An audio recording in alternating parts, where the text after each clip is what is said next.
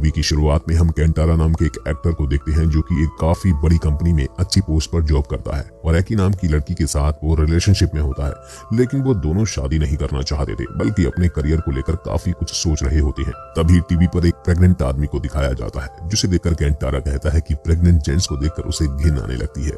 तभी हम देखते हैं कि केंटारा की तबीयत खराब होने लगती है, इसलिए वो जल्दी सो जाता है। अब नेक्स्ट डे जैसे ही केंटारा अपनी कंपनी में जाता है, मीटिंग में वो बड़े बड़े बोर्ड मेंबर से कहता है कि हमें अपनी कंपनी के ऐड के लिए डिफरेंट टाइप के लोगों को दिखाना चाहिए। उसका ये आइडिया बोर्ड ऑफ डायरेक्टर्स को काफी पसंद आता है, इसलिए उसे क्रिएटिव मैनेजर बना दिया जाता है। अब धीरे धीरे केंटारा की तबीयत काफी खराब हो रही होती है, लेकिन केंटारा इस बात पर ध्यान नहीं देता। जैसे ही वो घर पर जाता है तो उसे बर्थडे सरप्राइज मिलता है। तभी केंटारा को अपने बचपन की कुछ चीजें याद आती हैं, जहां उसकी मॉम उसके लिए केक का सिर्फ एक स्लाइस ही लाती थी और उन्हें जल्दी ही काम पर जाना होता था क्योंकि केंटारा के फादर बचपन में ही गुजर गए थे और उसकी जिम्मेदारी उसकी मां पर आ गई थी। केंटारा अपने दोस्तों के साथ बर्थडे पार्टी मनाने के बाद अपनी मदर टोमोका को फोन करता है और वो उसे बर्थडे विश करती है। टोमो को अभी भी काम करती थी क्योंकि वो केंटारा पर बोझ नहीं बनना चाहती थी। अब केंटारा की तबीयत बहुत खराब होने लगती है और इस बार उसे चक्कर आते हैं, तो वो डॉक्टर के पास जाकर जैसे ही चेकअप कराता है तब उसे पता चलता है कि वो प्रेग्नेंट है।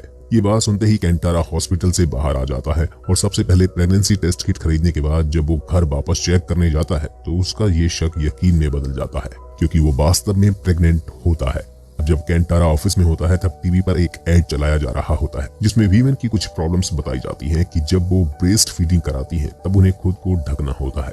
तभी हम देखते हैं कि केंटारा की ब्रेस्ट वाली जगह की शर्ट पीली होने लगती है और ये देखकर वो जल्दी से वॉशरूम की ओर जाता है और उसे ये इसलिए हो रहा था क्योंकि टीवी पर चल रही एड में जब बच्चा रोता है तभी केंटारा के अंदर एक माँ जाग जाती है जिसकी वजह से ये सब उसके साथ हो रहा था। अब ये सब झेलने के बाद केंटारा उस बच्चे को अबॉर्ट कराने का फैसला लेता है। वो सबसे पहले हॉस्पिटल जाता है जहाँ पर डॉक्टर उसे एक फॉर्म फिलअप करने के लिए कहता है जिसमें वो बोलता है कि इस फॉर्म पर दोनों लोगों के साइन होने चाहिए।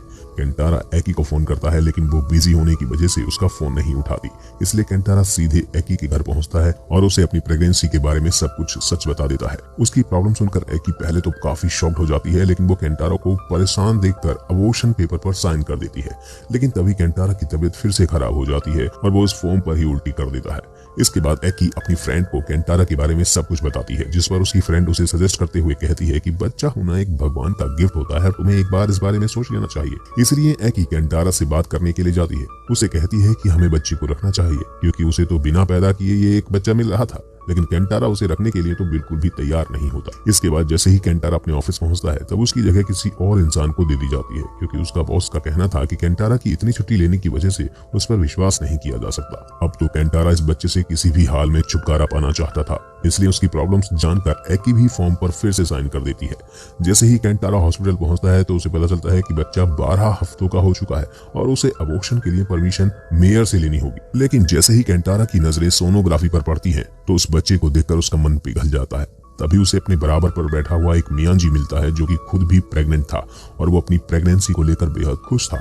उसने केंटारा को अपनी फैमिली से मिलाया और उसकी पूरी फैमिली मियांजी के प्रेग्नेंट होने से बेहद खुश थी और अब केंटारा बच्चे को अबॉर्ट करने का ख्याल अपने दिमाग से निकाल देता है। जैसे ही केंटारा अगले दिन ऑफिस में जाता है तब वहां पर नई क्रिएटिव मैनेजर के प्रपोजल से कोई भी खुश नहीं था, इसलिए केंटारा को बुलाया जाता है। केंटारा सबके सामने आकर बताता है कि हमें जेंट्स प्रेगनेंसी के बारे में भी बात करनी चाहिए और इन्हें अपने विज्ञापन में कंपनी को प्रेग्नेंट जेंट्स को दिखाना चाहिए, और इस प्रपोजल के लिए उसने खुद का नाम सजेस्ट किया।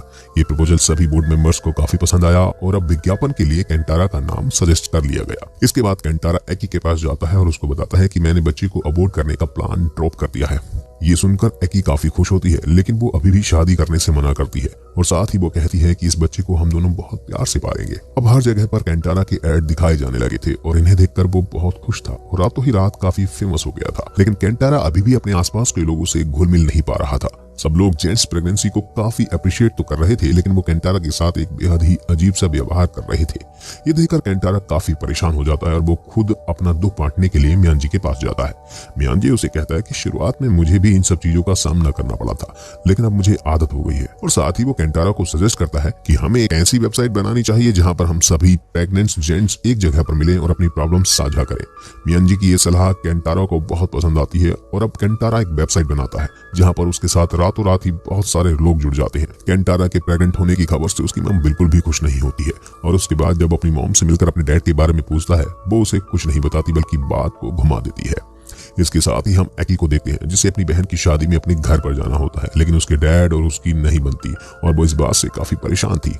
केंटारा एक दिन चैट करते हुए सोचता है कि हम सब लोगों को एक साथ मिलना चाहिए, इसलिए वो प्रेग्नेंट जेंट्स के लिए पार्टी ऑर्गेनाइज करता है और ये पार्टी सक्सेसफुल हो जाती है क्योंकि सभी लोग वहां पर आते हैं और अपने अपने एक्सपीरियंस एक दूसरे से साझा कर रहे होते हैं। इन सब को देखकर मियांजी के बेटे को भी अपने डैड के प्रेग्नेंट होने से अब उसे कोई भी प्रॉब्लम नहीं होती। इसके बाद हम देखते हैं कि केंटारा हॉस्पिटल में जाता है और उसकी सोनोग्राफी होती है, तो वहां उसे पता चलता है कि उसके पेट में जो बच्चा है वो लड़का है। ये सुनकर वो काफी खुश होता है। जब एक दिन केंटारा मियांजी के साथ डिनर कर रहा होता है तब पहली बार केंटारा का बच्चा उसे लात मारता है और ये उसके लिए एक बेहद ही अच्छा अनुभव होता है। एक रात केंटारा को मियांजी के घर से फोन आता है, तब उसे पता चलता है कि मियांजी को इन्फेक्शन होने की वजह से उसके बच्चे की जल्दी ही डिलीवरी की जाएगी और बच्चा बहुत ही कमजोर होने की वजह से वो बच नहीं पाया। और साथ ही मियांजी की बीवी केंटारा से कहती है कि अच्छा हुआ कि ये बच्चा नहीं बचा, क्योंकि इन सब के चलते उसके बच्चे को बहुत कुछ सहना पड़ता। ये सुनकर एकी काफी परेशान हो जाती है और कहती है कि हमारे बच्चे के साथ तो ऐसा कुछ नहीं होगा, जिस पर केंटारा उसे समझाते हुए कहता है कि मैं अपने बच्चे का बहुत अच्छे से ख्याल रखूंगा और उसके साथ इस तरह की कोई भी प्रॉब्लम कभी नहीं आएगी। मैं ऐसे ही ख्याल रखूंगा जैसा मेरी माँ ने मेरा आज तक ख्याल रखा था।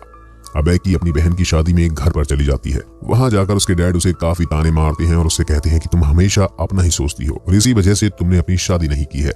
दूसरी तरफ अब इस कंपनी के लोग केंटारा के बच्चे के साथ भी विज्ञापन करने के लिए कुछ सोच रहे होते हैं और ये सुनकर केंटारा बहुत ज्यादा गुस्सा करता है और उन लोगों से कहता है कि मुझसे बिना पूछे इतना बड़ा फैसला कोई कैसे ले सकता है। और वो थोड़ी सी चॉकलेट खाता है और अपना रेजिग्नेशन लेटर टेबल पर रखकर वहां से चला जाता है। लेकिन वो अब इतना फेमस हो चुका था कि कंपनी भी अब उसे नहीं जाने देना चाहती थी। तभी उसके सामने चेयरमैन आता है और उसकी बहुत तारीफ करता है। इसके बाद केंटारा काफी इमोशनल हो जाता है और वो कंपनी छोड़ने से मना कर देता है। दूसरी तरफ एकी अपनी फैमिली को बताती है कि वो एक प्रेग्नेंट आदमी के बच्चे की मां बनने वाली है, लेकिन वो अभी भी उससे शादी करने का कोई प्लान नहीं बना रही थी। उसकी फैमिली इस बात को लेकर भी उस पर बहुत गुस्सा करती है और वो बस इतना कहकर चली जाती है कि वो अपने बच्चे का अच्छे से ख्याल रख लेगी और तुम लोगों को इसकी फिक्र करने की कोई जरूरत नहीं है। केंटारा उसे लेने के लिए एयरपोर्ट पहुंचता है और अब ये दोनों अपने बच्चे की परवरिश के बारे में बात कर रहे होते हैं। अब जैसे ही केंटारा अपने घर पर पहुंचता है तब वो अपने सामने एक आदमी को खड़ा पाता है जो कि उसके पास आकर उससे कहता है कि वो उसका पिता और माँ दोनों ही है और उस आदमी का नाम इची होता है और उसे लेकर वो अपनी माँ के पास जाता है। केंटारा की मॉम इची को देखते ही उसे बहुत जोर से थप्पड़ मारती है उसके दोबारा वापस आने पर, क्योंकि जब वो पैदा हुआ था इची दोनों को छोड़कर भाग गया था और इसी बात से उसकी माँ बेहद गुस्सा थी। उसकी माँ उसे घर से बाहर जाने के लिए कहती है, लेकिन केंटारा उसे घर से बाहर नहीं जाने देती बल्कि अपने साथ रखने के लिए तैयार होती है। इची केंटारा को प्रेगनेंसी के बारे में कुछ टिप्स भी बताता है। इसके बाद केंटारा अपनी माँ के पास जाता है और पूरी कहानी जानना चाहता है। उसकी माँ बताती है कि पुराने जमाने में जेंट्स लोगों की प्रेगनेंसी को लेकर बहुत ही गंदा माना जाता था। उन लोगों को छिपकर ही अपनी डिलीवरी करवानी होती थी और लोगों के डर की वजह से इची उसे छोड़कर भाग गया था। और साथ ही वो उससे कहती है कि तुम्हें इसके साथ काम नहीं करना चाहिए क्योंकि भरोसे के लायक नहीं है ये। लेकिन केंटारा को अपने पिता पर बेहद भरोसा था और वो उसके साथ काम करने के लिए काफी उत्सुक था।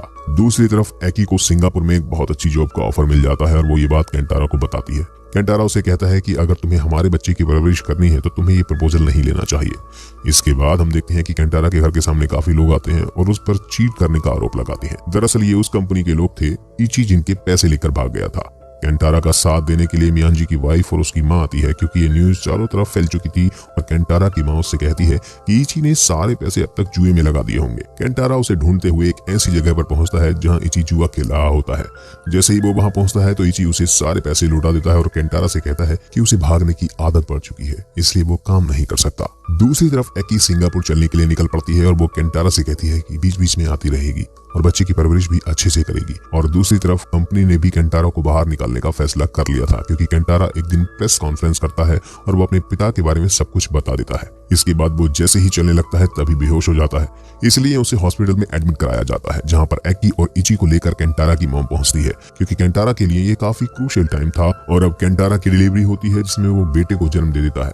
हम देखते हैं कि एकी और केंटारा अपने बच्चे को बहुत अच्छे से पाल रहे होते हैं।